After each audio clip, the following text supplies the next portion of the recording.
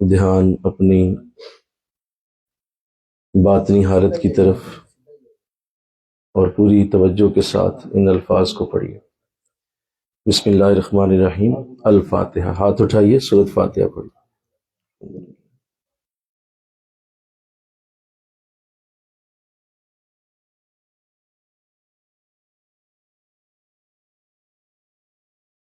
وصلی اللہ، چہرے پہ ہاتھ پھیر لیجیے۔ درود خضری صلی اللہ علی حبیبہ محمد وآلہ وسلم۔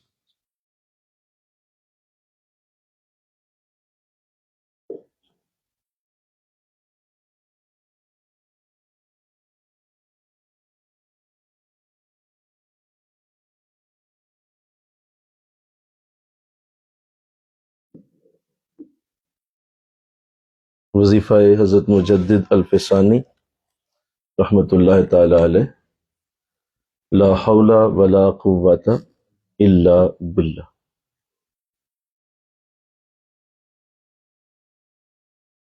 اس بات زیادہ کہ لا حول ولا قوۃ الا باللہ، لا حول ولا قوۃ الا باللہ۔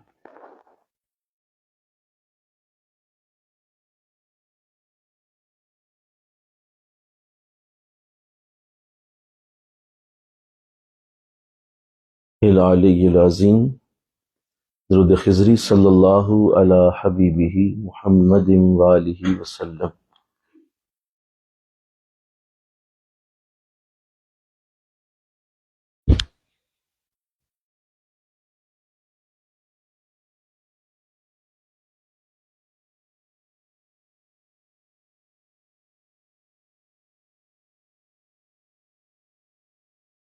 وظیفہ حضور غوث العظم عبد القادر جیلانی رحمۃ اللہ علیہ۔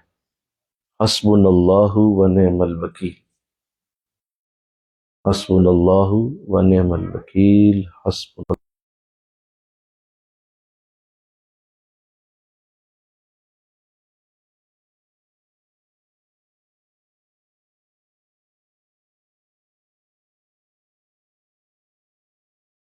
وظیفہ پیر و مرشد دامت برکاتہم۔ یا عظیم یا عظیم، یا عظیم یا عظیم، یا عظیم یا عظیم، یا عظیم یا عظیم۔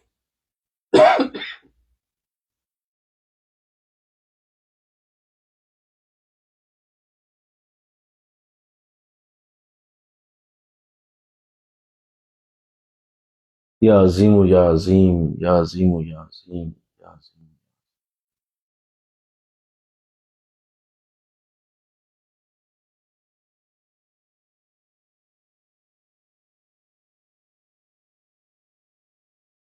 درود خضری صلی اللہ علی حبیبہ محمد وآلہ وسلم، صلی اللہ۔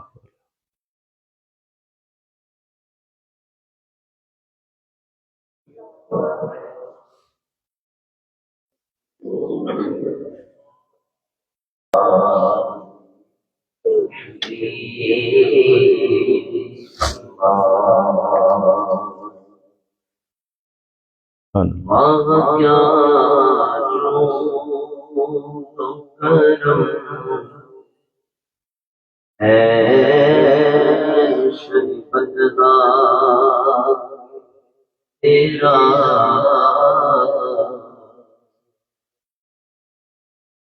نہیں سنتا نہیں مانگنے والا تیرا، نہیں سنتا بھی نہیں مانگنے والا تیرا، تیرے ٹکڑوں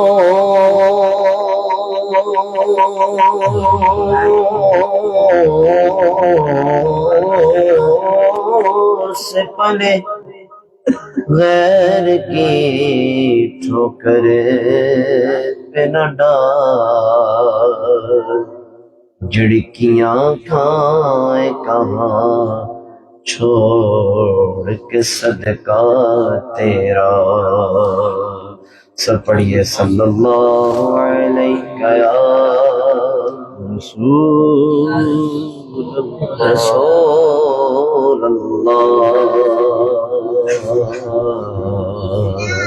پڑھیے وسلم علیک یا حبیب حبیب اللہ مفلس زندگی اب نہ سمجھے کوئی سبحان اللہ سبحان اللہ مفلس زندگی اللہ اللہ اب نہ سمجھے کوئی مجھ کو عشق نبی اس قدر مل گیا جگمگائے نہ کیوں میرا عکس درو جگمگائے نہ کیوں میرا عکس درو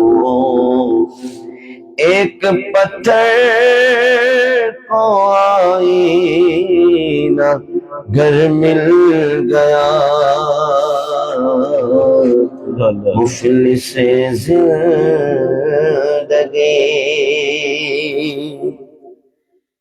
جس کی رحمت سے تقدیر انسان کھلے اللہ اللہ اللہ اس کی جانب ہی دروازہ جان کھلے اللہ اللہ اللہ واہ جس کی رحمت سے تقدیر انسان کھلے واہ واہ اس کی جانب ہی دروازہ جان جان کھلے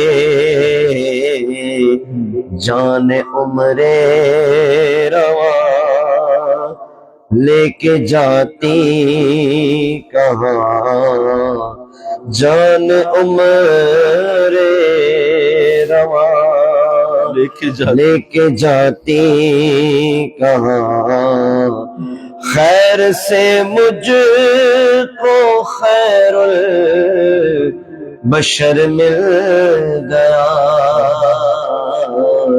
مفلس زندگی اللہ اللہ بڑا قابل توجہ شعر ہے کہ اس کا دیوانہ ہو اس کا مجذوب ہو کیا یہ کم ہے کہ میں ان سے منسوب ہوں واہ اس کا دیوانہ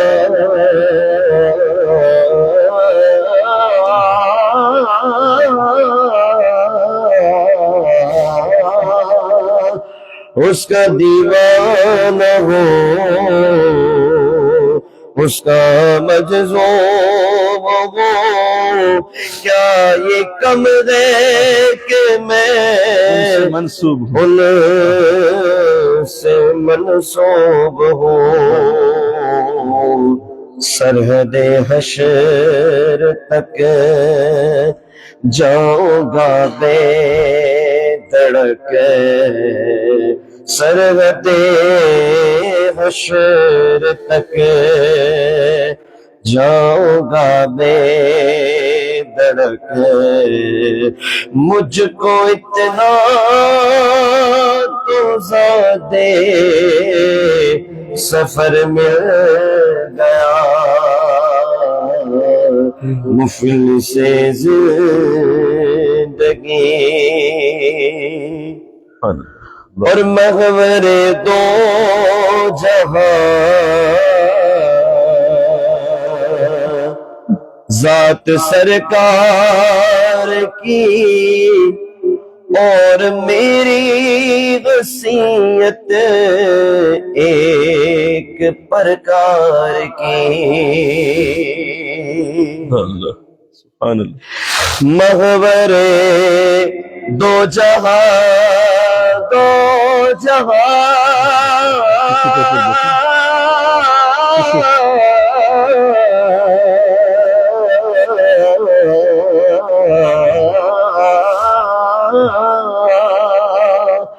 محور دو جہاں ذات سرکار کی، اور میری حیثیت ایک پرکار کی،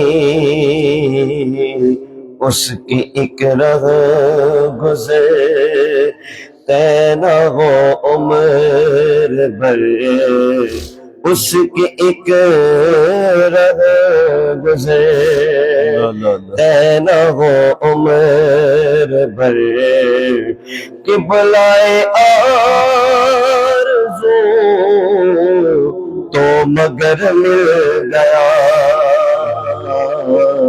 مفلس زندگی،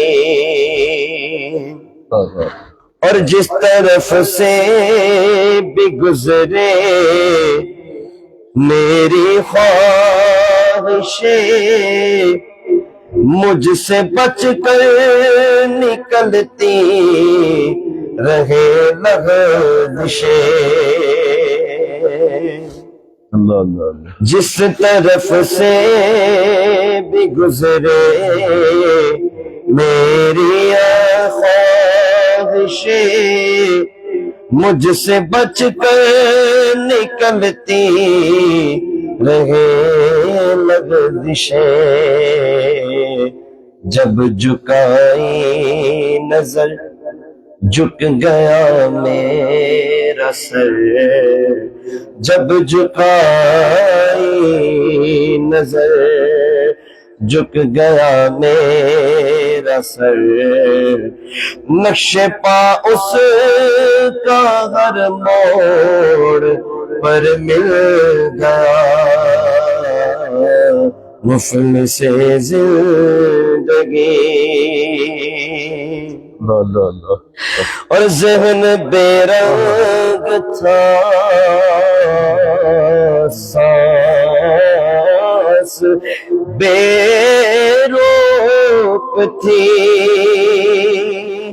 روح پر معصیت کی کڑی دوپ تھی، ذہن بے رنگ تھا، واہ واہ یا رسول اللہ،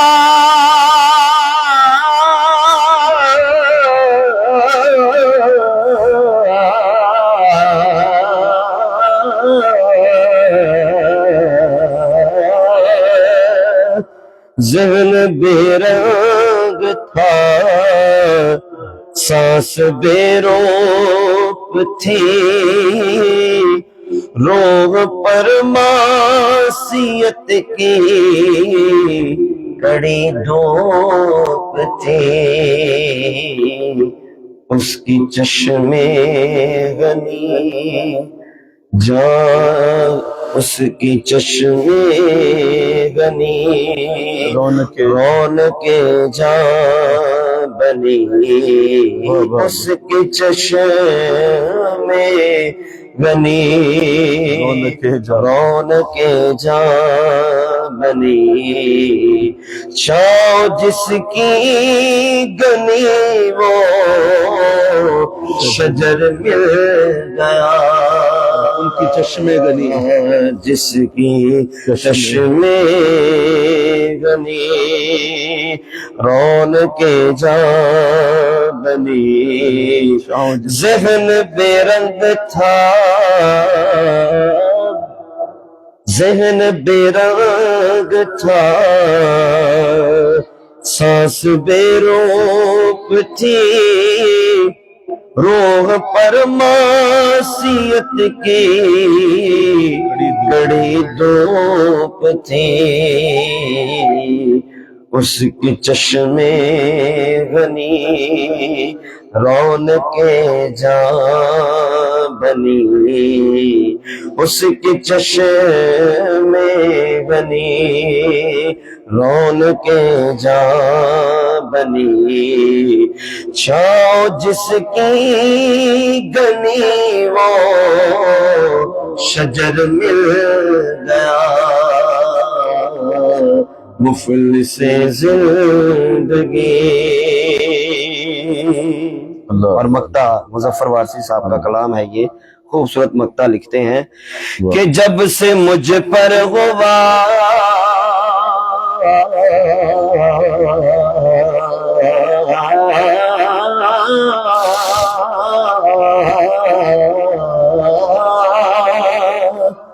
جب سے مجھ پہ ہوا مصطفیٰ کا کرم بن گیا دل مظفر چراغ حرم سبحان اللہ سبحان اللہ جب سے مجھ پر ہوا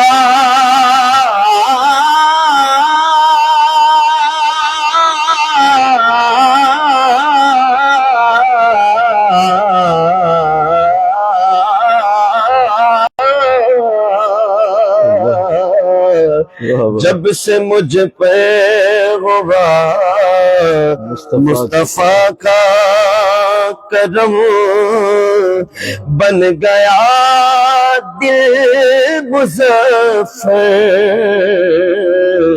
چراغ حرم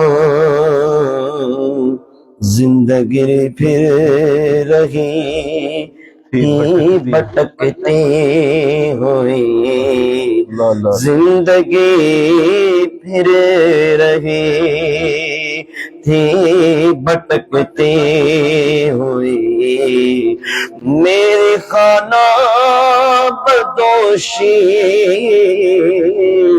کو گھر مل گیا مفلس زندگی اب نہ سمجھے کوئی مفلس زندگی اب نہ سمجھے کوئی مجھ کو عشق نبی اس قدر مل گیا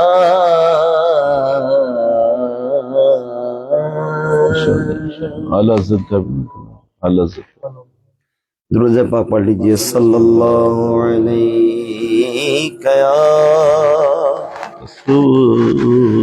رسول اللہ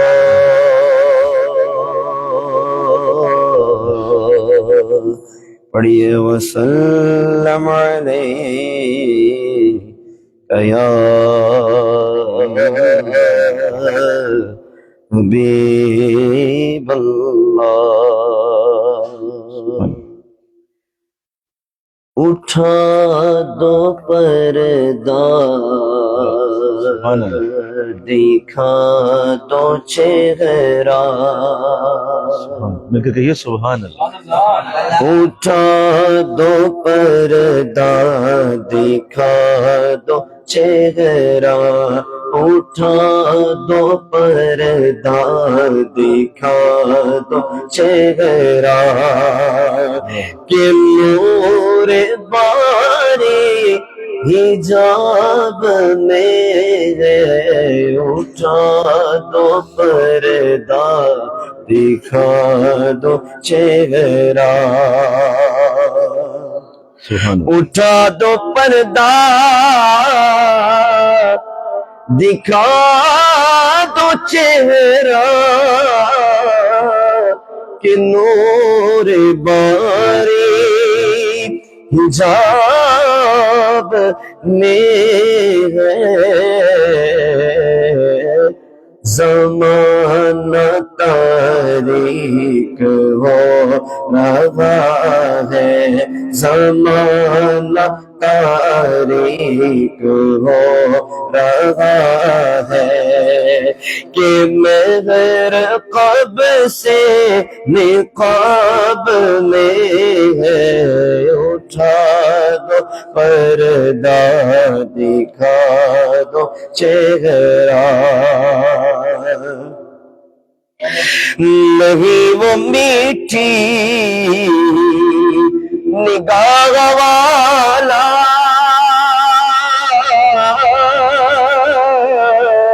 خدا کی رحمت ہے جلوہ فرما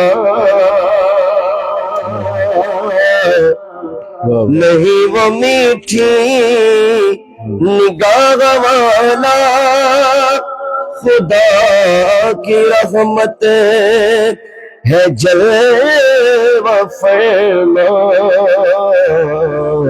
ارے غضب سے ان کے خدا بچائے غضب سے ان کے خدا بچائے جلال باری عتاب میں ہے اٹھا دو پردہ دکھا دو جلوہ جلی جلی بو سے اس کی پیدا ہے سوزش عشق چشم والا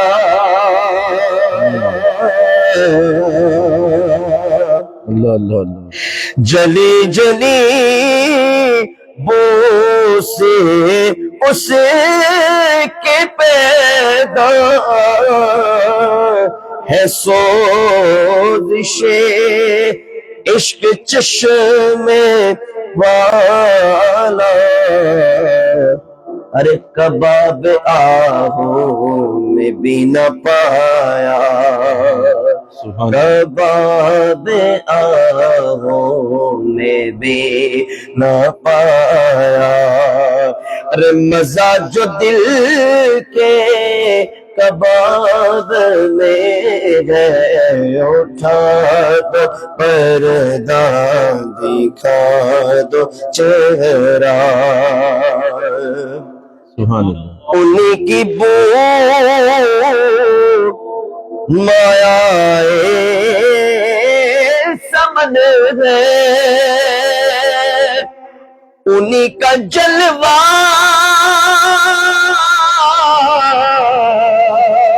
چمن چمن ہے سبحان اللہ کہہ رہے ہیں انہی کی بو مایا سمن ہے انہی کا جلوہ چمن چمن ہے ارے انہی سے گلشن مہک رہے ہیں آج جو بھی حضور کی بدولت ہے انہی سے گلشن مہک رہے ہیں انہی سے گلشن مہک رہے ہیں ارے انہی کی رنگت گلاب میں ہے انہی سے گلشن مہک رہے ہیں انہی کی گل انہی سے گلشن مہک رہے ہیں وہ گل ہے لب ہائے نازک ان کے ہزاروں جڑتے ہیں پھول جن سے وہ گل ہے لب ہائے نازک ان کے ہزاروں جڑتے گے پھول جیسے گلاب گلشن میں دیکھے بلبل، ارے گلاب گلشن میں دیکھے بلبل، یہ دیکھ گلشن گلاب میں ہے، اٹھا دو پردہ دکھا دو چہرہ۔ اور مکہ خوبصورت فرماتے ہیں سیدی اعلیٰ حضرت کریم اپنے کرم کا صدقہ، کرم کا صدقہ نعیم بے قدر کو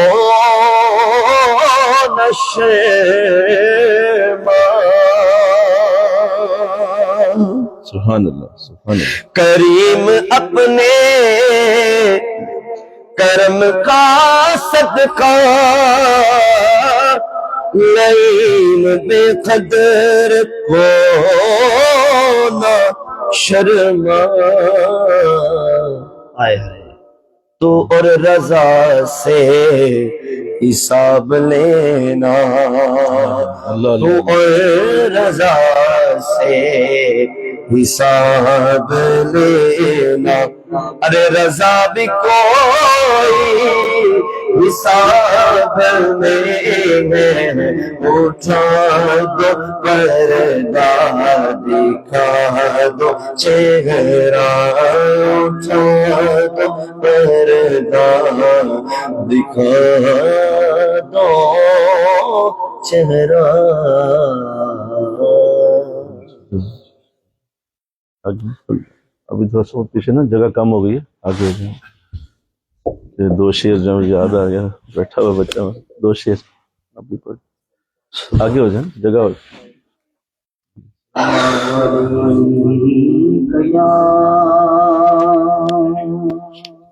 رسول اللہ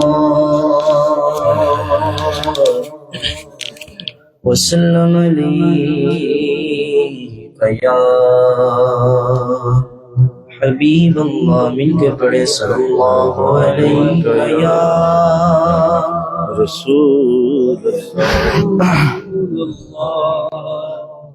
اللہ وسلم علیک یا حبیب اللہ۔ عرش فرش پر آقا،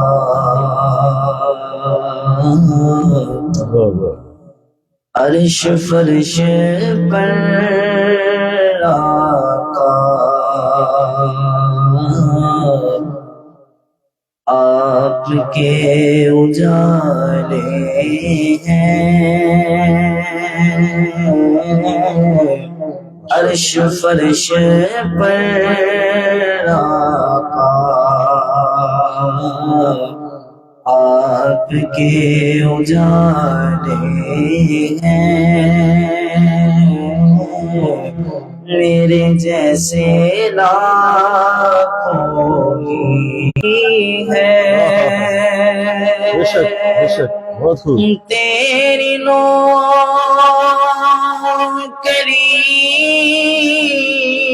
آقا، اصل بادشاہی ہے، تیری نوکری آقا، تیری نوکری، تیری نوکری اصل بادشاہی ہے، ان کو کیا خبر ہوگی، ان کو کیا خبر ہوگی، جن کے دل پہ تالے ہیں، ان کو کیا خبر ہوگی، جن کے دل پہ تالے ہیں، اور تپتی ریت پر دیکھو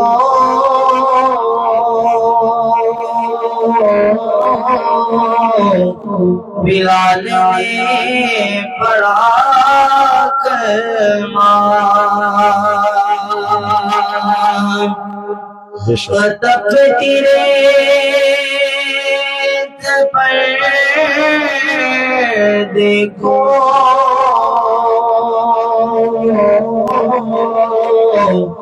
بلال نے پڑھا کلمہ آقا کے غلاموں کے آقا کے غلاموں کے عشق ہی نرالے ہیں آقا کے غلاموں کے عشق ہی نرالا عشق ہی نرالے ہیں سبحان اللہ اور مثل نہ ملے گی کوئی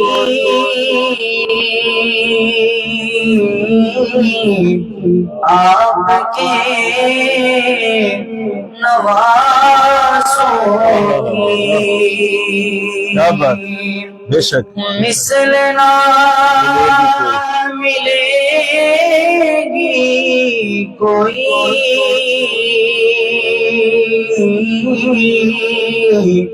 آپ کے نوازوں کی دین پر فدا کر دیے دین پر فدا کر دیے نازوں سے جو پالے گئے دین پر فدا کر دیے نازوں سے جو پالے گئے بہت خوب انشاءاللہ بہت خوب مائک بھی دے دیں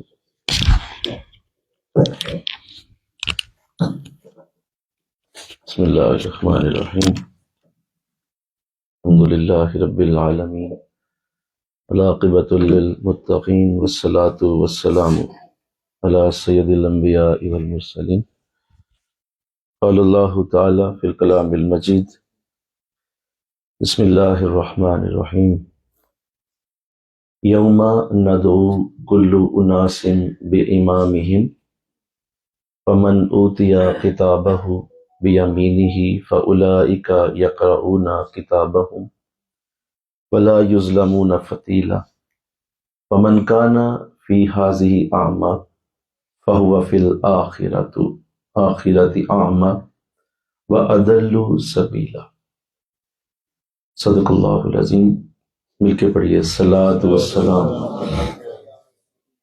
سارے پڑھیے صلاۃ والسلام علیک یا رسول اللہ وعلی آلک واصحابک یا سیدی یا حبیب اللہ صلاۃ والسلام علیک یا رحمت للعالمین وعلی آلک واصحابک یا سیدی یا خاتم النبیین نہایتی معزز و محترم حاضرین و سامعین، اللہ کا کروڑہ شکر ہے اس نے مجھے اور آپ کو آج پھر اپنے عظیم کلام کے ساتھ کچھ وقت عطا فرمایا۔ اس پہ ہم اللہ کا شکر ادا کرتے ہیں، اور یہ سعادت ہے کہ ماہانہ درس قرآن جو لاہور کی سرزمین پہ اللہ نے توفیق دی ہے، اللہ اس کو اور برکت دے، اور یہ سعادتیں، یہ فضل ہمیشہ کے لیے جاری رہیں۔ قرآن کریم کے ساتھ کچھ وقت اور کچھ منٹ گزار لینا یہ ایسے ہی ہے جیسے آپ نے اس کائنات کی سب سے بڑی ہستی کے ساتھ کچھ وقت گزارا۔ آقا دو جہاں صلی اللہ علیہ وسلم کی ذات کریمہ بھی قرآن کریم کی حقیقت سے چھوٹی ہے، قرآن کی حقیقت حضور علیہ السلام کی حقیقت سے بھی بڑی ہے، اس لیے کہ قرآن اللہ کا کلام ہے، یہ کلام خدا ہے، اور حضور علیہ الصلوۃ والسلام خلق ہیں، آپ خلق میں سب سے بہتر ہیں، اور جتنی بھی اللہ نے چیزیں خلق فرمائیں، جنہیں اللہ نے تخلیق فرمایا، ان میں سب سے بہتر حضور علیہ الصلوۃ والسلام کی ذات ہے۔ لیکن قرآن خلق نہیں ہے، قرآن مخلوق نہیں ہے، قرآن اللہ کا کلام ہے، یہ ڈائریکٹ ذات کے ساتھ تعلق رکھتا ہے، اس کا تعلق خود اللہ کی ذات کے ساتھ۔ اس لیے جب یہ خلق ہی نہیں ہے تو اس لیے آقا دو جہاں کی ذات کریمہ سے بھی بڑھ کے اللہ نے اپنے کلام کو عزت عطا فرمائی۔ حضرت مجدد الفسانی رحمۃ اللہ تعالی علیہ آپ مکتوبات شریف میں لکھتے ہیں کہ کعبہ شریف یقیناً بڑی عزتوں کی جگہ ہے، اور کعبۃ اللہ اللہ کے خاص کرم کا مرکز ہے، برکت کا مرکز ہے، لیکن کعبہ مخلوق ہے، اللہ نے اسے پیدا فرمایا اور اس کا ایک وجود ہے، اس کی حقیقت بہت عظیم حقیقت ہے، لیکن حضور علیہ الصلوۃ والسلام کی ذات کعبہ سے بھی زیادہ عزت والی ہے، کیونکہ آپ کعبہ کو آباد کرنے والے ہیں اور کعبہ کی عزتوں کو بحال کرنے والے ہیں، اور آپ ہی نے کعبہ شریف کی طرف جب چہرہ کیا تو اللہ نے اسے مرکز سجدہ بنایا۔ اگر حضور اس طرف نگاہ ہی نہ کرتے تو آپ کعبہ کو کعبہ تو سمجھتے لیکن مرکز سجدہ نہ ہوتا۔ تو حضور علیہ الصلوۃ والسلام کی ذات کریمہ کعبہ سے زیادہ عزت اور برکت رکھتی ہے، لیکن حضور کی اپنی حقیقت خلق ہونے کی وجہ سے ایک جگہ پہ آ کے رک جائے گی، لیکن قرآن اس خلق سے بھی اوپر ہے۔ اس لیے قرآن کریمہ کو اللہ نے جو عزتیں دیں، جو برکتیں دیں، اور کمال لطف و کرم یہ کیا، اس کو پڑھانے کے لیے، سمجھانے کے لیے حضور کو دنیا میں بھیجا، یعنی قرآن کو سمجھانا، قرآن پڑھنا، قرآن کو آگے پھیلانا، یہ ڈائریکٹ آقا دو جہاں صلی اللہ علیہ وسلم کی ڈیوٹی ہے، اور حضور کی ہی یہ خاص الخاص صفت ہے کہ آپ قرآن کے لیے تشریف لائیں۔ تو میں آپ سب کو اس لیے بھی دل کی گہرائی سے مبارک پیش کرتا ہوں کہ آپ وہی کام کر رہے ہیں جو اگر آج حضور ہوتے تو وہ کرتے۔ کہو سبحان اللہ۔ یہ کھڑکی کھول دے بس، اگر حضور ہوتے تو حضور کیا کرتے؟ بولو ذرا سارے۔ حضور قرآن سمجھاتے، قرآن پڑھاتے، اور قرآن کی ہی تعلیم کو عام کرتے۔ آقا دو جہاں کی ذات کریمہ نے اپنی زندگی میں ہمیشہ یہی عمل کیا۔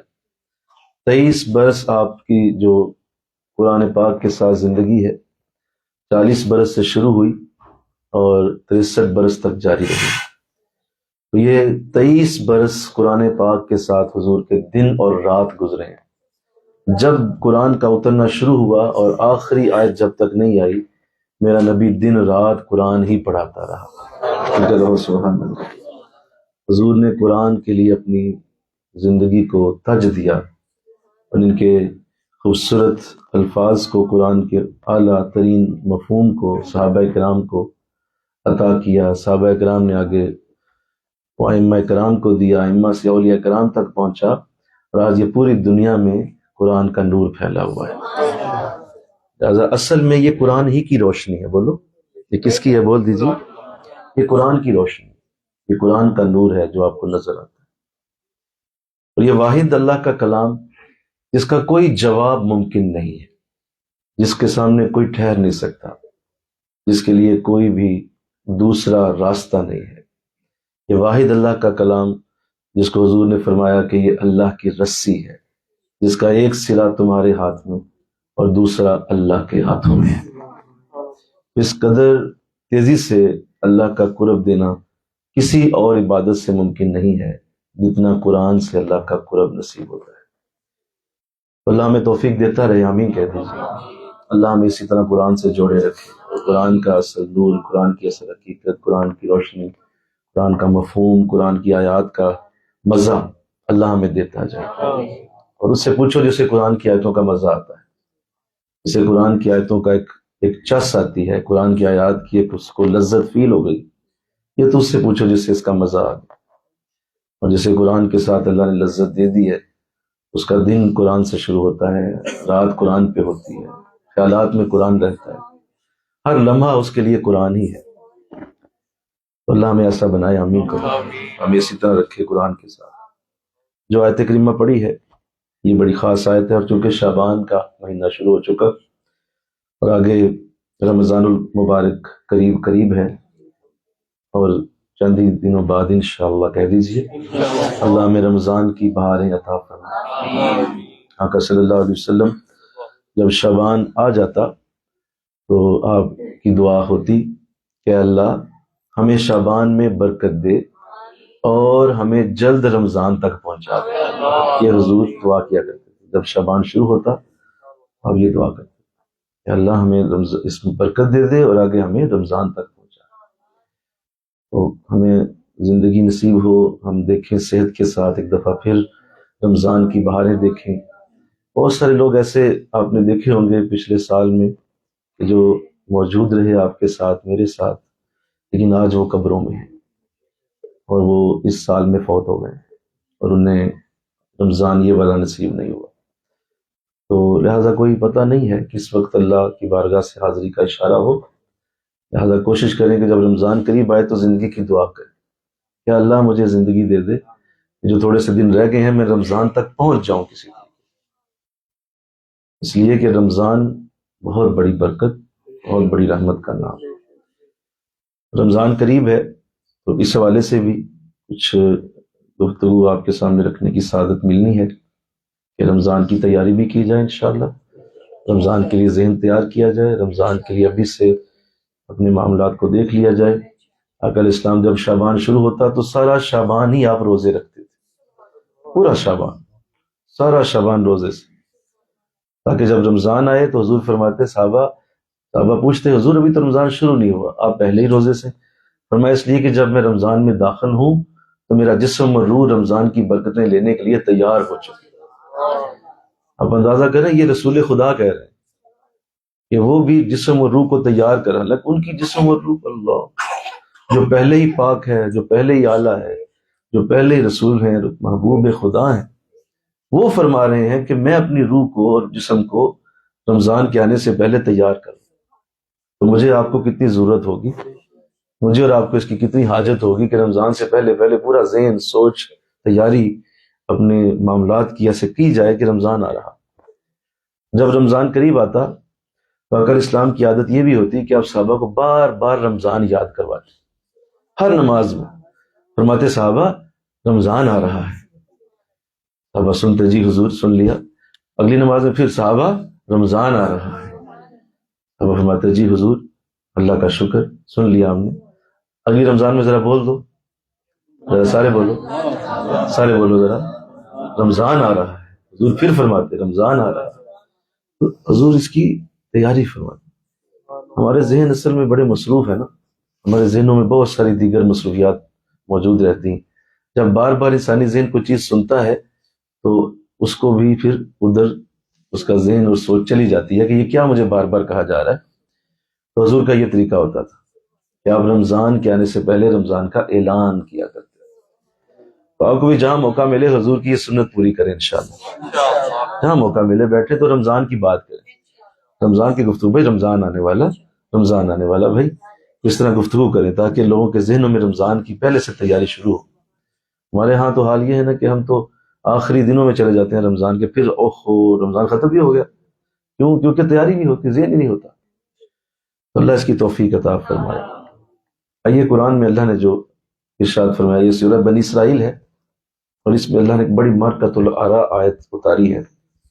ارشاد فرمایا یوم ندعو کل اناس بامامہم، قیامت کا دن ایسا دن ہے کہ ہم ہر جماعت کو اس کے امام کے نام کے ساتھ بلائیں گے۔ کیا بولو؟ کہ ہم ہر جماعت کو اس کے امام کے نام کے ساتھ بلائیں گے، تو جو اپنا نامہ اعمال داہنے ہاتھ میں دیا گیا، یہ لوگ اپنا نامہ اعمال پڑھیں گے تاکہ ان کا حق نہ دبایا جائے، اور جو اس زندگی میں اندھا ہوا وہ آخرت میں بھی اندھا ہے، اور اس سے بھی زیادہ گمراہ۔ تو یہ بہت خوبصورت دو آیات میں نے پڑھی ہیں۔ ایک میں تو بڑی خوبصورت بات کی گئی کہ ارشاد فرمایا کہ قیامت کا دن جو ہوگا اس میں تمہاری اپنی کوئی حقیقت حیثیت نہیں ہوگی، تم جو بھی ہو، جیسا بھی تمہیں دنیا میں معاملہ بنا، ہم تمہیں نہیں بلائیں گے، تمہارا ہمارے ساتھ وہ انداز نہیں ہوگا۔ حشر کا دن جب ہو جائے گا، شروع ہوگا، تو ہم لوگوں کو جب بلائیں گے تو ہم ان کے اماموں کا نام لیں، جو ان کے امام ہوں گے، جن کے پیچھے وہ چلتا رہا، جن کی وہ تقلید میں رہا، یا جن کو وہ اپنا پیشوا سمجھتا تھا، جن کو وہ اپنا رہبر سمجھتا تھا، جن کو وہ اپنا رہنما سمجھتا تھا، ہم تو صرف انہیں بلائیں گے۔ تو آپ اندازہ کیجئے یہ نسبت کتنی قیمتی چیز ہے۔ اور یہ کہو سبحان اللہ، اللہ والوں کے ساتھ نسبت ہونا۔ ویسے ہی جو برے لوگ ہوں گے، سنو، ان کا بھی امام ہوتا ہے۔ جو برے ہوتے ہیں نا، ان کے بھی امام ہوتے ہیں، اور ان کا سب سے بڑا امام شیطان ہے، ابلیس ہے، جس کے پیچھے وہ چلتے ہیں۔ بولو ہے کہ نہیں؟ ویسے ہی جو سب سے بڑے امام ہیں وہ ہیں محمد رسول اللہ صلی اللہ علیہ وسلم، آپ سب سے بڑے امام۔ اس کے بعد آپ نے جتنے آپ کے ائمہ، آپ کی امت میں علماء اور آپ کی امت میں صحابہ کرام اور بے شمار اللہ والے آئے، وہ سب حضور کے ہی اس نور سے امام بنے، اور انہوں نے پھر وہی امامت آگے دنیا کے اندر پھیلائی۔ لہٰذا یہاں اس قیمتی ترین نسبت پہ شکر ادا کیجئے جس پہ اللہ نے مجھے اور آپ کو فائز کیا ہے۔ ہمیں اللہ نے سعادت دی ہے کہ ہم بغیر امام کے نہیں ہیں، ہمارا کوئی امام موجود ہے اور ہم امام والے ہیں۔ اس پہ ہم اللہ کا شکر ادا کرتے ہیں۔ اور اس کی تفسیر میں ایک بڑی خوبصورت بات لکھی ہے، مفسرین لکھتے ہیں کہ جب اللہ کو پکارے گا وہاں اور ظاہر نام لیے جائیں گے، تو نام لیے جائیں گے حضور غوث اعظم عبد القادر جیلانی رحمۃ اللہ علیہ۔ ایک بہت بڑی جماعت کے امام ہیں آپ، بہت بڑی جماعت ہے جو قادری کہلاتی ہے۔ اس کے امام کون ہے؟ بول دیجیے، حضرت غوث الاعظم عبد القادر جیلانی۔ نام قادر تھا اس لیے قادریہ سلسلہ شروع ہوا۔ لہذا اب جب آپ کو پکارا جائے گا تو آپ کے پیچھے آپ کے جتنے متعلقین ہوں گے وہ کھڑے ہو جائیں گے، آج امام کے پیچھے آ جائیں گے، کیونکہ اللہ نے بلا لیا بھائی جتنے بھی قادری ہیں وہ سارے آ جاؤ۔ میں تو ظاہر ہے وہ امام ہے سلسلہ چشتیہ کے، تو تمام چشتی بزرگ، چشتی اللہ والے ان کے پیچھے کھڑے ہو جائیں گے۔ پھر بلائے جائیں گے حضرت شہاب الدین عمر سہروردی رحمۃ اللہ علیہ، حضرت سید شہاب الدین جو سلسلہ سہرورد کے امام ہیں، ان کے مرید پیچھے کھڑے ہو جائیں گے۔ اور پھر بلایا جائے گا حضرت شاہ، آپ تشریف لائیں گے اور ان کے پیچھے پھر ان کے جتنے متعلقین ہوں گے، ہم بھی انشاءاللہ اسی لائن میں ہوں گے، کیونکہ وہ نقشبند سلسلے کی لائن ہوگی۔ قرآن کہہ رہا ہے کہ ہر جماعت کو ہم اس کے امام کے نام کے ساتھ بلائیں۔ تو یہ جماعتیں ترتیب ہوگی میدان حشر کی، اور اس میں گروپ کھڑے ہوں گے اپنے اپنے۔ اب بڑا خوبصورت مفسرین نے ایک نقطہ یہاں لکھا، کیا وجہ ہے، کیوں امام کے نام سے کیوں بلایا جائے گا؟ کیا میرا نام نہیں اللہ کو آتا؟ استغفر اللہ، کیا اللہ کو نہیں پتا میرا نام کیا ہے؟ اللہ جانتا ہے سب کے ناموں کو، امام کو ہی کیوں بلایا جائے گا؟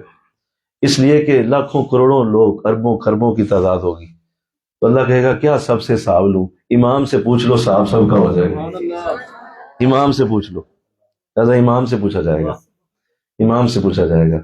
جب کسی کلاس کی کارکردگی پوچھی جاتی ہے تو ٹیچر کو بلایا جاتا ہے، ٹیچر سے کہا جاتا ہے جناب آپ بتائیں آپ کی کلاس کیسی ہے، اس کلاس میں کیسے بچے ہیں، کتنے پاس ہیں کتنے فیل ہیں، آپ بتائیے۔ بھائی بچوں سے تھوڑی پوچھتا ہے پرنسپل، بولو نا، پرنسپل تو ٹیچر کو بلاتا ہے اور کہتا ہے جی آپ کی 8 کلاس تھی، آپ اس کے انچارج تھے، بتائیے کیسی کلاس ہے۔ تو بالکل ایسے ہی اللہ اماموں کو اس لیے بلائے گا کہ انہیں یہ پوچھے گا کہ آپ کے یہ پیچھے چلنے والے کیسے تھے۔ مجھے کہو نا سبحان اللہ۔ تو کتنا کریم ہے میرا رب، کتنا کریم ہے وہ، کتنا فضل کرنے والا ہے۔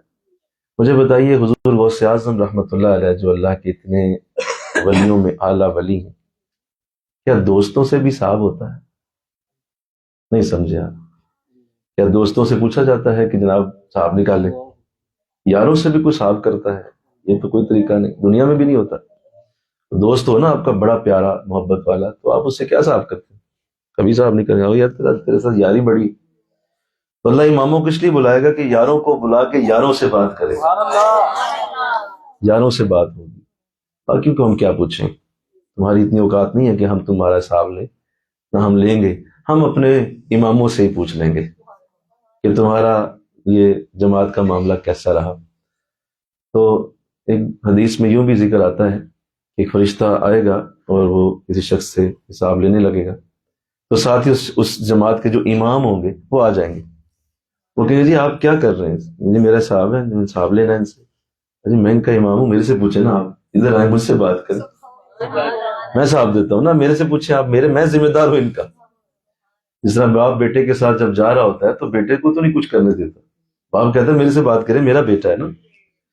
ویسے ہی اللہ جب وہاں معاملات ایسے فرمائے گا تو امام کھڑے ہو جائیں گے، اور انشاءاللہ وہ دن اماموں کی عزت کا دن ہوگا، اس دن عزتیں ملیں گی، برکتیں ملیں گی، رحمتیں ملیں گی، تو اماموں کی برکت سے اللہ تمام رحمتیں تقسیم کر دے، فضل تقسیم ہوں گے، رحمتیں تقسیم ہوں گی۔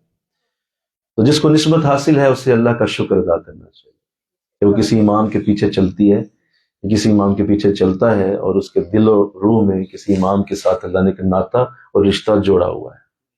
اس رشتے کو مضبوط کیجیے، انشاءاللہ کہیے اس رشتے کو مضبوط کیجیے، یہی حشر میں کام آنے والا ہے۔ اب یہاں دیکھ لیجیے، جب اللہ فرما رہا ہے تو ہونا تو یہ چاہیے تھا کہ ہم تمہیں تمہارے باپ کے نام سے بلائیں، ہم تمہیں تمہارے دادے کے نام سے بلائیں، تمہارے بڑے تھے نا، وہ باپ کی بات ہی نہیں کی ہے، دادے کی بھی بات نہیں کی، کسی کی بھی بات نہیں کی، اس دن یہ سارے رشتے ٹوٹ جائیں گے، یہ کوئی رشتہ نہیں رہے گا، نہ باپ، نہ ماں، نہ بھائی، نہ بہن، نہ بیوی، نہ شوہر، نہ بیٹا، نہ بیٹی، یہ کوئی رشتہ وہاں موجود نہیں ہوگا۔ جن کے لیے آج ہم مارے پھرتے ہیں، جن کے لیے آج ہم زندگی کو ضائع کر رہے ہیں، اور اس کا حد تک ہم ان رشتوں کے اندر اتنا انڈلج ہو چکے ہیں، ان رشتوں کو اللہ رسول سے بھی کہیں اوپر لے جا کر تو اللہ رسول کی طرح اس کی پوجا کی جاتی ہے ان رشتوں کی۔ تو میرا بیٹا ہے، میری بیٹی ہے، میرا بھائی ہے، میری بہن، بھائی بہن، بیٹا بیٹی، ٹھیک ہے، لیکن وہاں تو سوال ہی کوئی نہیں ہے کسی کا، وہاں تو اللہ کہہ رہا ہے تیرے امام کے نام سے بلاؤں گا تجھے۔ ٹھیک ہے یہ رشتے موجود ہیں، لیکن ان کو اتنا تم نے اپنے اوپر سوار کر لیا، اس حد تک تم نے ان رشتوں کو ویلیو دے دی، ان رشتوں کے اوپر لوگ مر گئے، ختم ہو گئے، اور جن کے ساتھ جو حشر کے دن نام لینا تھا جن کا، ان سے ملنے کی تصور جو ہے کوئی اس کی ترتیب ہی نہیں ہے، ان سے جانے کا، ان کے قریب رہنے کا کوئی انداز ہی نہیں ہے۔ تو یہ جاہلیت میں مبتلا نہ ہوا جائے، اپنے آپ کو سمجھدار بنائیے انشاءاللہ۔ جس نے حشر میں کام آنا ہے اس کو اتنا ٹائم دیجئے، جس نے دنیا میں کام آنا ہے اس کو اتنا ٹائم دیجئے۔ بھائی دنیا میں کام آنا ہے اس کو ٹائم دیں آپ، لیکن جو حشر میں کام آنے والا ہے اس کو تو دیجئے ٹائم، جس کے نام سے تمہیں بلایا جائے گا، بولو نا بھائی۔ یہاں عجیب حال ہے، یہاں عجیب حال ہے، اس حد تک لوگ اس سے عاری ہو گئے۔ اول تو کسی کا امام ہی نہیں ہوتا، کہتے جی میں خود ہی اپنا امام ہوں، مجھے کسی کی ضرورت ہی نہیں ہے۔ ایسے بھی بد نصیب ہیں، عجیب لوگ ہیں، قرآن کا مضمون سامنے ہے پھر بھی کہیں گے نہیں ہمیں کسی امام کی ضرورت نہیں، ہم خود ہی ٹھیک ہیں، اور وہ پھر سیدھا کہیں گے رسول اللہ ہی ہمارے امام ہیں۔ ٹھیک ہے بھائی، وہ تو سب کے ہیں، پھر اس کے لیے تو پھر اللہ علیحدہ کیوں کہہ رہے ہیں؟ یا تمہارے امام سے بلائیں گے، اس کا مطلب کیا ہوا؟ پھر اس کا مطلب یہ ہوا کہ تم اصل میں یہ بات کر کے جان چھڑانا چاہتے ہو، ایسا نہیں ہے۔ جس کو سامنے دیکھ کر تقلید کی جائے وہ امام ہوتا ہے۔ آقا دو جہاں تو سب کے امام ہیں، حضور تو ساری کائنات کے امام، آپ تو فرشتوں کے بھی امام ہیں، اللہ آپ تو سارے نبیوں کے بھی امام ہیں۔ ہاں کہو نا سبحان۔ ابھی معراج میں سارے نبیوں کے امام نہیں بنے، سارے نبیوں کے آپ ہی امام ہیں، فرشتوں کے بھی ہیں، آپ پتھروں کے بھی امام ہیں، پرندوں کے بھی ہیں، جانوروں کے بھی، بارش کے قدروں کے بھی آپ ہی امام۔ ایسا نہیں ہوتا، ایک فزیکل شخصیت کی ضرورت ہوتی ہے، ایک فزیکل شخصیت کو سامنے رکھنا ہوتا ہے کہ یہ ہیں وہ جن کی تقلید میں ہوں اور جن کے پیچھے ہم چل رہے ہیں۔ اللہ توفیق دے، آمین کہو۔ ایسے لوگوں کو اللہ ہدایت دے جو اپنے امام خود ہی بن جاتے ہیں اور کہتے ہیں جی ہم ہی خود ہی ٹھیک ہے، یہ مسلح ہے نا، قرآن ہے نا، یہ ساری چیزیں موجود ہیں نا، بس پڑھتے رہو بیٹھ کے اور خود ہی امام بن جاؤ۔ ایسا نہ کیجیے، اللہ کے جو قوانین ہیں انہیں نہ توڑیے، اللہ کے رولز کو فالو کیجیے۔ جو اللہ کا رول ہے، جو اللہ کا اصول ہے وہ یہی ہے کہ ہم تمہیں تمہارے امام کے نام کے ساتھ بلائیں۔ اللہ یہاں بزرگوں نے ایک اور بڑی اچھی بات لکھی کہ جب کوئی امام کے نام کے ساتھ بلایا جائے گا تو دیکھیے، میں آپ کو آپ دنیا کی بھی ریت سمجھتے ہیں کہ اگر کسی کو فرض کرتے ہیں ڈی سی صاحب کے ساتھ بلایا جائے تو ڈی سی صاحب کی طرح کا پروٹوکول ہوگا، اس کا ہوگا کہ نہیں ہوگا؟ میں جس طرح ڈی سی صاحب آتے جاتے ہیں، اگر وہ ان کے ساتھ آ رہا ہے تو ڈی سی صاحب کی گاڑی میں ہی آ رہا ہوگا، تو پروٹوکول بھی ویسا ہی ہوگا. اگر کوئی کمشنر کے ساتھ بلایا جاتا ہے بولیے تو اس کا پروٹوکول کمشنر جیسا ہوگا. اسی طرح اگر کوئی جو ہے وہ کسی جو ہے وہ اپنے استاد کے ساتھ بلایا جاتا ہے اسکول کے اندر تو اس کا پروٹوکول استاد کی طرح لیا جائے گا. استاد کی طرح ہی آئے گا, اس کی طرح بیٹھے گا, ان کے ساتھ ہی کھڑا ہو جائے گا, کیونکہ استاد جہاں موجود ہوگا وہیں شاگرد بھی ہوگا. تو اندازہ کیجئے اللہ کمال لطف و کرم سے ایک اور نقطہ دے رہا ہے کہ تمہاری اپنی باتیں اپنی جگہ, تمہارے اپنے رنگ اپنے معاملات اپنی جگہ, لیکن یہ یاد رکھو تمہارا پروٹوکول اتنا ہی ہوگا جتنا تمہارے امام کا پروٹوکول ہوگا. کیونکہ جب ہم انہیں بلائیں گے تو جس طرح ان کی ہم حاضری کروا رہے ہوں گے تیرا بھی ساتھ اسی طرح کا انداز ہوگا. تو بتائیے کتنی بڑی سعادت ہے کہ ہم نکمے لوگ جو ہے وہ کسی قابل نہیں ہیں, جب ہمیں ہمارے حضرت لے کے جا رہے ہوں گے تو جس سواری میں وہ بیٹھیں گے ہم بھی اسی سواری میں بیٹھے ہوں گے, ہم بھی اسی سواری کے اندر ہوں گے. یہ نسبتوں کی برکتیں, یہ نسبتوں کی رحمتیں ہیں, یہ نسبتوں کا کرم ہے, یہ نسبت جڑنے کا صلہ ہے, یہ جڑنے کی برکت ہے کہ ایک وہ اینٹ جو گلی کی دیوار پہ لگ گئی, جو گلی کی زمین پہ لگ گئی, اس کے اوپر پاؤں لگتے ہیں, لیکن وہی اینٹ اگر محراب مسجد میں لگا دی جائے تو لوگ اس کی طرف رخ کر کے سجدہ کرتے ہیں.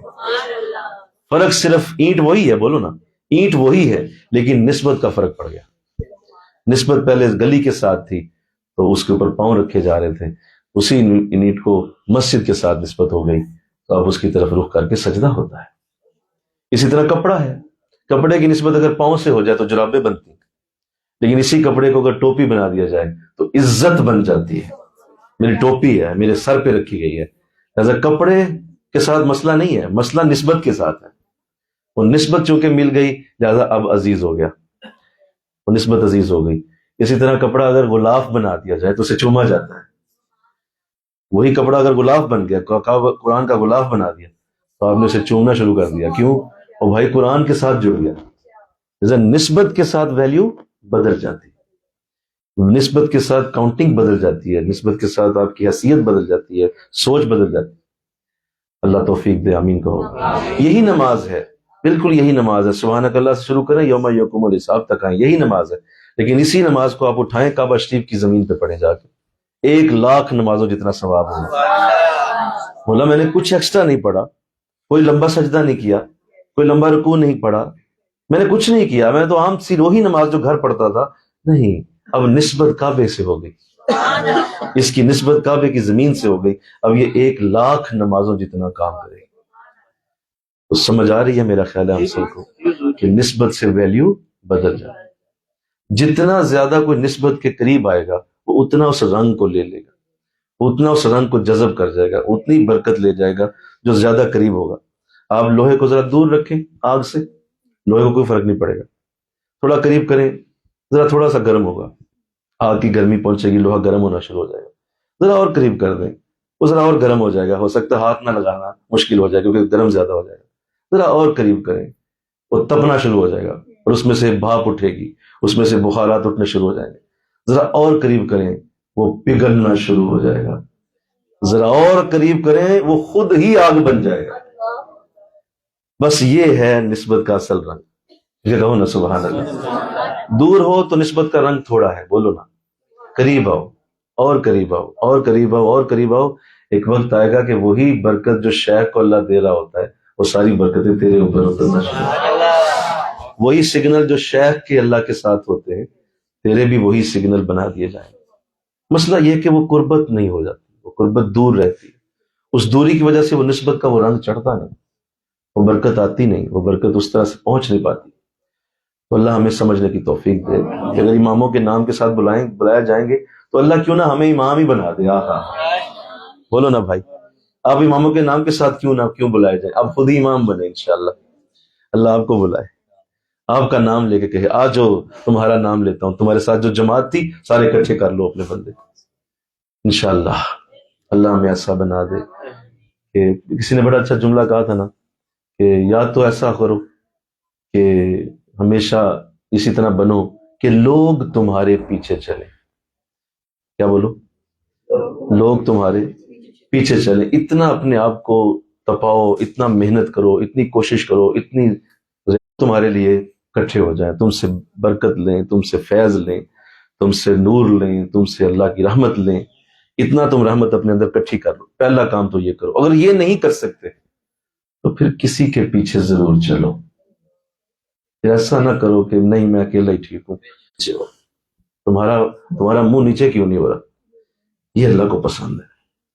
ابو جہل بدبخت جب مارا گیا اور جب اس کو قتل کیا گیا، اور وہ دو بھائی تھے، چھوٹے معصوم بچے تھے، لیکن اللہ نے بھی کمال کیا، اسلام کا سب سے بڑا دشمن بچوں کے ہاتھوں مروا دیا۔ تو دو معصوم بچے تھے، یہ ایسا بدبخت ہے نفس کہ یہ مرتے ہوئے بھی جان نہیں چھوڑے گا تمہاری، یعنی وہ مر رہا تھا، قتل ہو رہا تھا، پھر بھی کہتا ہے میری گردن اس طرح کاٹنا کہ سردار کی لگے۔ یہ ہے اصل مسئلہ، یہ اس لیے اللہ والوں کی جماعتیں ہوتی ہیں، اس لیے بزرگ ہوتے ہیں، یہ تمہارے نفس کے بت کو توڑتے ہیں، اور کوئی مسئلہ نہیں۔ اور اللہ کو کیا حاجت ہے یا انہیں تیری کیا ضرورت ہوتی ہے، یہ تیرے اندر یہ جو اندر پلا ہوا بت ہے اس کو توڑنا ضروری ہے۔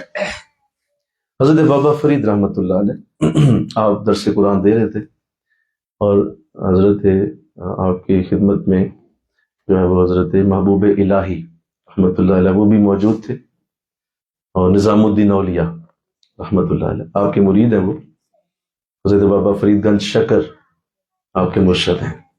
درس ہو رہا تھا، ایسے گفتگو کر رہے تھے، تو ایسے نا آپ کو ظاہر ہے اب تو قرآن بڑے خوبصورت یہ چھپے ہوئے اور یہ بڑی اچھی لکھائی، لیکن اس دور میں قرآن وہ لکھا جاتا تھا نا، اس سے قلم دوات سے لکھا جاتا، تو وہ قرآن کا لکھا ہوا صفحہ سامنے تھا، لیکن وہ کافی عرصہ ظاہر گزرا، اس میں سے کچھ الفاظ حذف ہوئے تھے، مٹے ہوئے تھے۔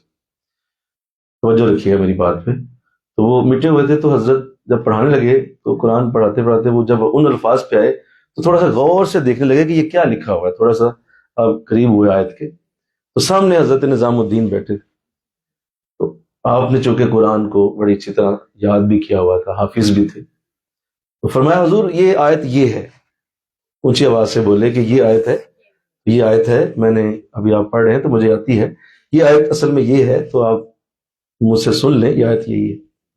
آپ نے نظر اٹھا کے سامنے دیکھا اور فرمایا کہ نظام الدین تمہیں لگتا ہے کیا مجھے یہ یاد نہیں تھی؟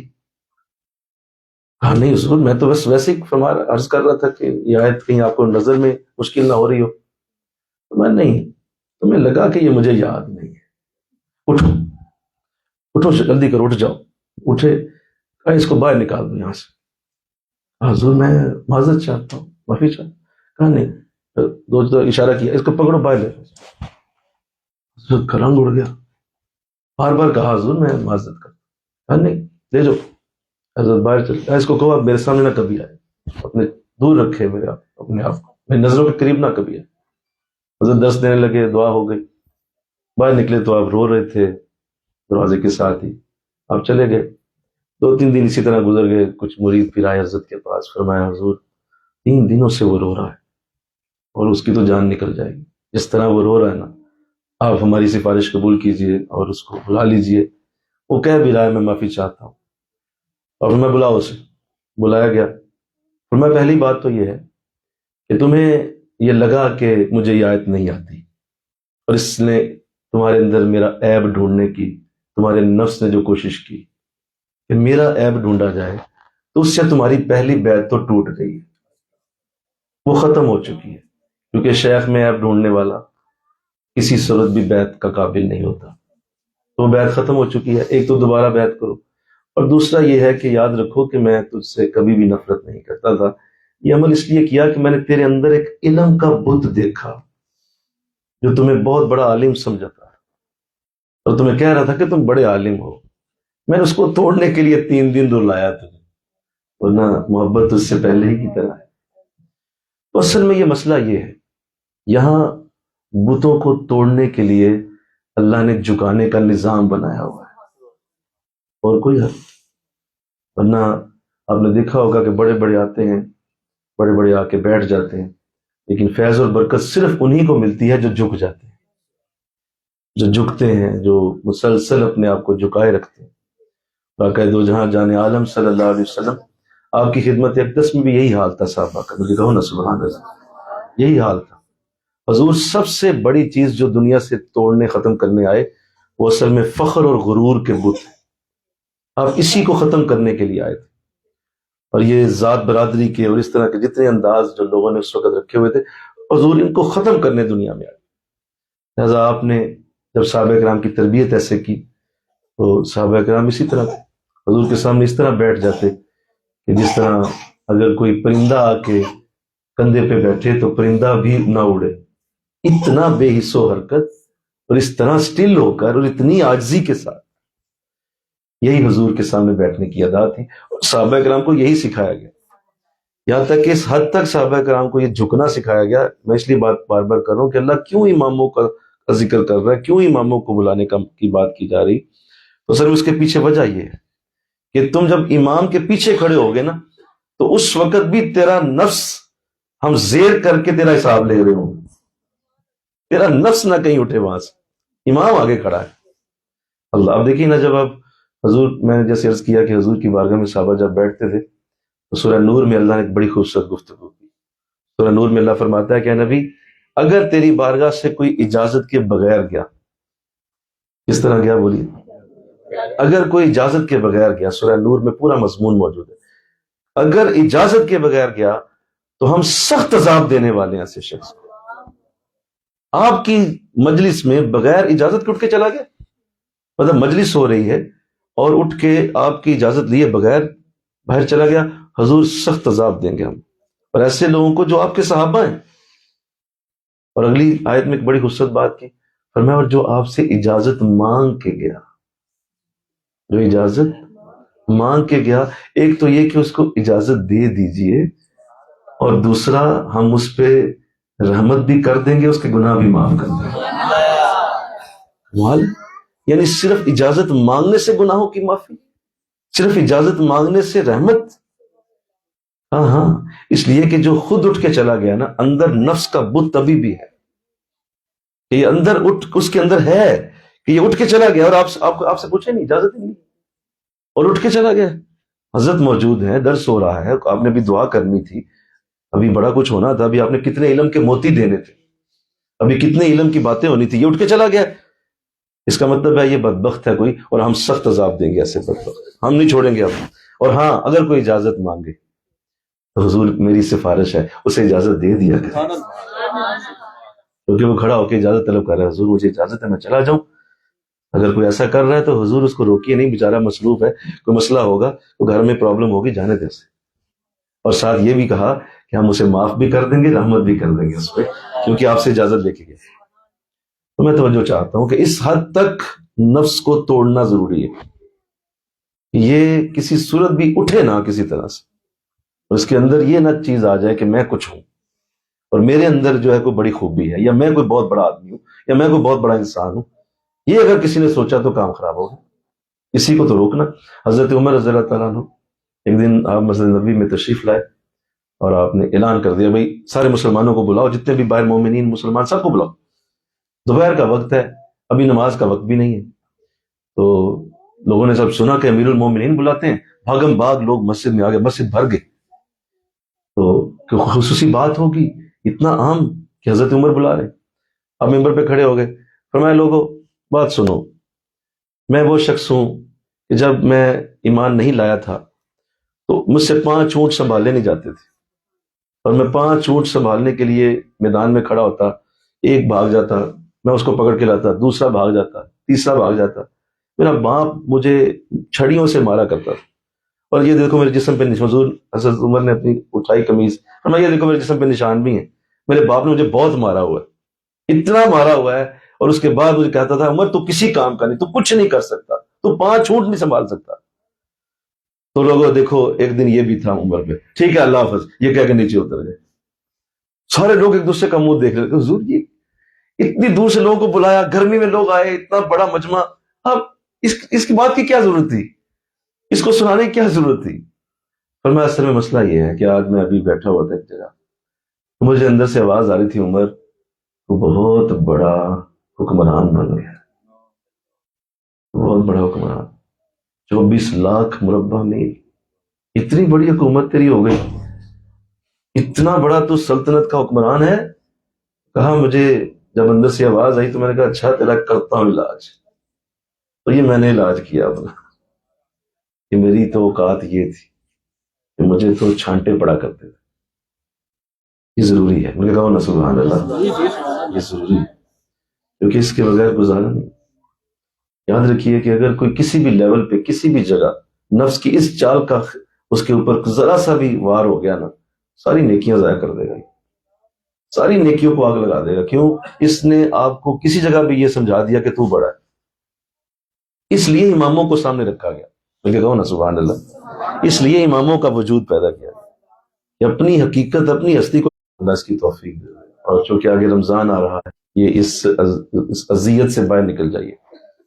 بہت بری اذیت ہے جس میں اگر انسان پڑ جائے نا تو انسان کے لیے نفس اتنے بڑے جال بنتا ہے, اتنے بڑے جال بنتا ہے کہ وہ آخری عمر میں بھی آپ کو جھانسا دے جائے گا. سفید داڑھی کا جھانسا دے جائے گا. کسی کو کہے گا تیری عمر زیادہ ہو گئی ہے, کسی کو کہے گا تو بہت جو ہے دیکھ تیرے بچے کتنے ہیں, تو بہت بڑا ہے. کسی کو کہے گا دیکھو کتنا کمائی کی ہوئی ہے تو نے کمال, تیری تو پراپرٹی بڑی ہے. کسی کو کہے گا دیکھ تیری تو خوبصورت تو کتنا ہے. کسی کو کہتے ہیں فلاں یونیورسٹی سے تو پڑھا ہوا ہے. کسی کو کہے گا تو بہت زیادہ جو ہے وہ فلاں تیرے جو ہے وہ عزیز فلاں عہدے پہ فائز ہیں, تو بڑا عظیم آدمی ہے. یعنی وہ کسی بھی جگہ سے تمہیں کوئی نہ اندر سے دل جو ہے وہ اس کو زخم آتا ہے. یہ کیا بات ہے؟ اس لیے اللہ نے پہلے ہی لمحے اس چیز کو ختم کر دیا. جب آپ سورہ فاتحہ پڑھتے ہیں تو اللہ نے کمال کر دیا, فرمایا پہلے لمحے تیری ساری میں ذات کی دھجیاں اڑا دیتا ہوں. الحمدللہ, ساری تعریفیں اللہ حضور کی تعریف بیان کرتے ہیں. تو وہ حضور کی تعریف تھوڑی ہوتی ہے, وہ حضور کی تعریف نہیں ہے, بولو اللہ ہی کی تعریف. حضور کو بنانے والا کون ہے؟ اللہ. عزتیں دینے والا کون ہے؟ اللہ. ان کو بڑا کرنے والا کون ہے؟ اللہ. محبوب بنانے والا کون ہے؟ اللہ. تو ساری تعریفیں اسی کی ہوئی نا بھائی. کہتے ہیں نعت بہت پڑھتے ہیں, نعت بہت پڑھتے ہیں, نعت نہ پڑھا کرو. نعت بھائی نعت کیوں نہ پڑھا کریں, یہ اللہ ہی کی تعریف ہے, یہ نبی کی تعریف تھوڑی ہے. تو جب آپ یہ سمجھ جائیں گے نقطہ کہ اپنی ہر چیز چھوڑ کر آپ نے صرف اپنی جملہ آپ نے کہیں بولا ہے درس میں, مجھے اس کی بڑی تکلیف ہو رہی ہے. کہتے کیا؟ میں کہا آپ نے یہ کہا ہے کہ فرض انسان کسی کو دے نہیں سکتا کیونکہ وہ فرض اس کے اپنے ہوتے ہیں. فرض نماز بولو نا بھائی, یہ 2 فرض فجر کے, 4 ظہر کے, 4 عصر کے, 3 مغرب کے, 4 عشاء کے, یہ جو فرض ہوتے ہیں یہ اللہ کے لیے ہوتے ہیں اور یہ آپ کے اپنے ہوتے ہیں. یہ نہیں آپ کسی کو دے سکتے کیونکہ آپ کی اپنی ذات کی اللہ کے ساتھ ایک کمٹمنٹ ہے کہ یہ میں نے پڑھے ہیں. حضور مجھے اس کی بڑی تکلیف ہے, میں فرض بھی آپ ہی کو دینا چاہتا ہوں, فرض بھی آپ ہی رکھیں. بڑا ہنسے, بہت مسکرائے, مجھے کہتے ہیں اچھی بات ہے. میں نے کہا حضور بس یہ ہے, کیا کرنا اپنے پاس رکھ, یہ بھی آپ ہی لے لیں, فرض بھی آپ ہی کے کھاتے میں جائیں, کوئی بات نہیں. آپ جب ہم آپ کے پیچھے کھڑے ہوں گے تو بات ختم ہو گئی. جب آپ ہی کے نامہ اعمال میں جانا ہے سب کچھ, پہلے بھی جا رہا ہے, تو فرض بھی آپ ہی کے کھاتے میں جانے چاہیے. بہت مسکرائے اور مجھے فرمانے لگے آپ کی یہ نیت اللہ قبول فرمائے, آپ کی نیت بہت اچھی ہے, لیکن یہ ہے کہ جو اصول ہے وہ اصول رہتا ہے, آپ اصول کو تو نہ توڑیں, لیکن نیت بہت اچھی ہے آپ کی. بڑا مسکرائے اور بڑا خوش ہوئے آپ سن کے. یعنی اس حد تک آپ اپنے آپ کو ڈاؤن لے جائیں انشاءاللہ, بولیے نا کہ ہر چیز ان کے کھاتے میں ڈال, ہر چیز دے. اور کمال یہ ہوگا کہ اللہ کا یہ نظام ہے نا, جب آپ کسی کو ایسی کوئی چیز دیتے ہیں تو اللہ بڑا خوش ہوتا ہے. اللہ کہتا ہے اچھا میرے بندے نے فلاں کو تحفہ دیا, تو اللہ اس سے ایک فوٹو سٹیٹ آپ کے نامہ اعمال میں ڈالتا ہے, دوسری اس کے نامہ اعمال میں ڈالتا ہے. یعنی آپ کے بھی نامہ اعمال میں کوئی کمی نہیں آتی, کوئی کمی نہیں آئے گی, ساری ادھر بھی شفٹ ہو جائے گی اور ساتھ آپ کو بھی ایک فوٹو سٹیٹ دے دی جائے. اللہ کہے گا میرے بندے نے کمال کر دی, نیک شخص کے پاس ضرور جا رہا ہے جس نے تمہیں وہ نیکی سکھائی. اب دیکھیں نا, جس نے آپ کو بچپن میں قرآن پڑھایا, آپ جتنی دیر زندگی میں قرآن پڑھتے رہیں گے ایک ایک حرف کا ثواب اس کے نامہ اعمال میں جا رہا ہے. آپ بولیں یا نہ بولیں, آپ کہیں یا نہ کہیں, اس کا ثواب اس کے نامہ اعمال میں ضرور جا رہا ہے جس نے آپ کو قرآن سکھایا. تو بتائیے جب خود ہی جا رہا ہے تو کیوں نہ مسکرا کے کہہ دیا جائے کہ جناب میری طرف سے بھی پیش کر دے میرے استاد. ایک تو خود ہی جا رہا ہے, اور اگر تو بول دے گا کہ میں خود ہی پیش کرتا ہوں تو اللہ بھی خوش ہو جائے گا, میرے بندے نے کمال کر دیا کہ خود ہی دے رہا ہے, اور ساتھ نفس بھی زیر ہو گیا. اپنی کسی بھی نیکی, کسی بھی بڑائی پہ اعتماد نہیں, اپنے حضرت کی نسبت پہ اعتماد ہو انشاءاللہ, بزرگوں کی نسبتوں پہ اعتماد ہو. یہ وہ کروا رہے ہیں, وہ فضل کر رہے ہیں، وہ رحمت کر رہے ہیں. انشاءاللہ اللہ آپ کو لے جائے حرمین انشاءاللہ. ابھی میں 2 ہفتے پہلے حرمین میں تھا، تو وہاں جب آپ جاتے ہیں نا تو وہاں آپ کو صحیح اپنے شیخ کی قدر ہوتی ہے. وہ جگہ ہے جہاں آپ کو اپنے شیخ کی صحیح قدر ہوگی اور آپ کو صحیح پتہ چلے گا اصل میں آپ کا شیخ کیا ہے. یہاں آپ جو ہوتے ہیں ذرا اور انداز سے ہوتے ہیں، کہ جب آپ حرم میں پہنچتے ہیں نا تو حرم ایک ایسی جگہ ہے جہاں آپ کو حقیقت کھل کے سامنے دکھائی جائے گی کہ شیخ کیا چیز ہوتا ہے. آپ کو ایسے ایسے جگہوں پہ شیخ کی بارگاہ کی برکت ملے گی کہ آپ حیران رہ جائیں گے کہ اگر میرا شیخ موجود ہے تو مجھے کتنے رحمتیں اللہ نصیب کر رہا ہے. میں ابھی وہاں تھا تو ابھی حاضر تھا، تو خیر کئی بار جانے کی سعادت ملی اور ہر بار ایک نئے انداز سے اپنے حضرت کی مجھے ویلیو کس وہاں سمجھ آتی ہے. ایک نیا انداز اللہ دے دیتا ہے. اس بار بھی ایسا انداز ملا کہ میں حرم میں موجود تھا، کعبہ شریف کے قریب تھا، تو جی چاہا کہ جا کعبہ شریف کے قریب پہنچوں اور جا کے کعبہ شریف کو ہاتھ لگانے کی سعادت حاصل کروں. تو جب میں نے ہاتھ لگایا اور چوما کعبہ شریف کو، تو جیسے مجھے دل میں خیال آتا ہے حضرت صاحب کی، جیسے مجھے آواز سی فیل ہوتی ہے کہ ختمات شریف شروع کریں، یہاں پڑھیں، ختم خواجگان پڑھیں. اب میں حیران ہوا کہ ختمات خواجگان یہاں پڑھنا، کیونکہ اتنے سخت مجمع میں اور اتنی دھکم پیل میں اس میں لوگ اوپر چڑھے ہوئے ہیں، کیسے پڑھوں گا. لیکن وہ جو ہی ان کا خیال آیا، پورے ختمات شریف تسلی سے پڑھا کر انہوں نے برکت دے کر پھر میں وہاں سے پیچھے ہٹا. حضرت کے خیال آتے ہی اللہ نے ایسی برکت دی، کوئی قریب نہ آیا، نہ کسی نے ہاتھ اٹھایا، نہ کوئی قریب آیا، نہ کوئی پاس آ کے دھکا دیا، پورے ختمات شریف مکمل پڑھ لی. یہ ویلیو آپ کو وہاں سمجھ آئے. اسی طرح مدینہ شریف جب آپ جائیں گے انشاءاللہ تو وہاں بھی اپنے حضرت کی ویلیو آپ کو وہاں سمجھ آئے گی. جب آپ وہاں آپ پہنچیں گے اور آپ درود شریف پڑھ رہے ہوں گے تو وہاں جب آپ پیش کریں گے حضور کو، تو جب جواب آئے گا نا کہ نہیں ایسے نہیں، اپنے حضرت کے ہاتھوں سے لائیں، خود نہ پیش کریں، ان کو کہیں. تو حضور آپ سامنے کہا نہیں، پہلے ان کو دیں. حضور پہلے انہیں دوں، کہا ہاں انہیں دیجئے اور وہ ہمیں دیں. پھر وہاں سمجھ آتی ہے کہ نہیں میرے عزت تو کمال، میں تو ایم ہی سمجھتا تھا یہ تو بارگاہ بہت بڑی ہو گئی. اللہ آپ کو اس کی ویلیو سمجھائے انشاءاللہ. میں لوگوں کو ویلیو کا پتہ نہیں ہوتا، ویلیو کا چونکہ علم نہیں ہوتا تو اس ویلیو کا علم نہ ہونے کی وجہ سے بہت ساری وہ برکتوں سے محروم رہ جاتے. ہمیشہ اس بات کو جان لیجئے کہ یہ نسبتیں ہیں جو امامت کی برکتیں وہاں قیامت کے دن ہمیں عطا کریں گے انشاءاللہ.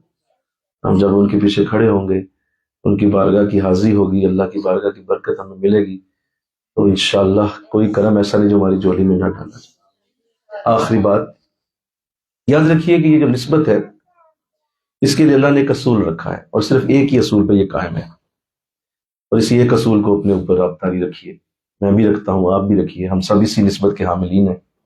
ہمیں اس نسبت کو اور مضبوط کرنا ہے.